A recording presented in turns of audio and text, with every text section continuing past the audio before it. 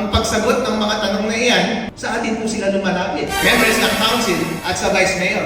Pero ang dapat pong lapitan yan ay yung mga head ng department, ng executive department. Dito po, under the office ng ating mayor at mga head ng MSWD at iba't ibang departamento ng ating bayan. Ang nangyayari po ay wala tayong malinaw na patakaran paano sumagot. Ang masama pong nangyayari kasi, usual po ito sa ating gobyerno, kung ayaw nating pansinin ng isang tao, tinatamad tayo, tawag dyan sa English, stonewall. Huwag mo na lang pansinin. Wala naman siyang magagawa eh.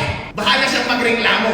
Hindi niya naman alam kung saan siya magsusumbong. Hindi malinaw ang paraan sa kanya para matapos niya yung kanyang concern, makakuha siya ng tamang sagot sa kanyang concern o maidulog yung kanyang problema.